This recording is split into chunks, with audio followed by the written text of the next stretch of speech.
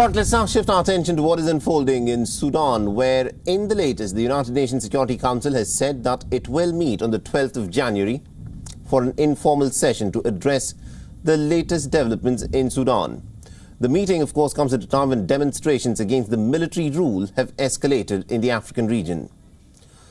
The meeting, which was requested by 6 of the Council's 15 members, that is the United States, Britain, France, Norway, Ireland and Albania, will be held behind closed doors. The meeting will also allow for United Nations Special Representative for Sudan to brief the Security Council members on the deteriorating conditions in the country.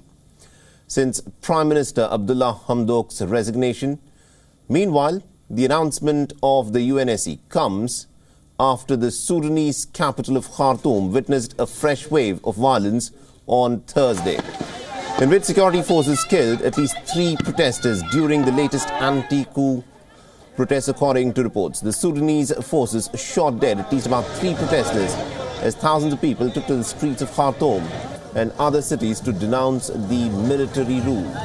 The security forces fired tear gas and also stun grenades as the protesters marched through Khartoum and other neighboring cities to reach the presidential palace.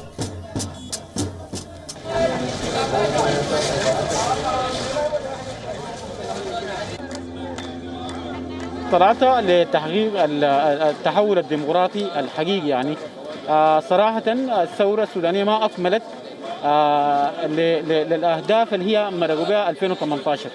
بالتالي مطلوب الحراك السلمي يستمر إلى حين تحقيق أهداف الثورة الشعبية. Now, this was the first wide-scale protest since Abdullah Hamdok announced his resignation as the country's prime minister. Now, Hamdok was held under house arrest for several weeks following the coup before being reinstated in the 11th of November deal. Now, the deal for his return was denounced by many in the civilian coalition.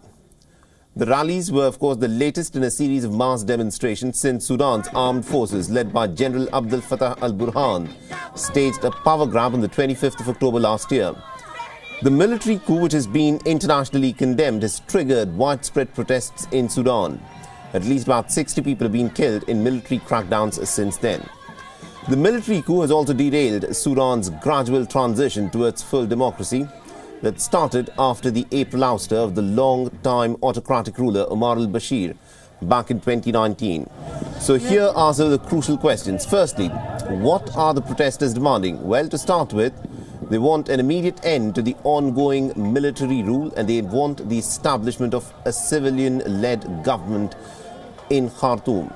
Secondly, they don't want the military to indulge in any government activities. And thirdly, they want a smooth transition to a civilian rule in the country. Since the coup, at least about 60 people are said to have been killed in different protests across Sudan. And even after 2 months, Sudan still has no functioning government in the seat of power in Khartoum. WION is now available in your country. Download the app now and get all the news on the move.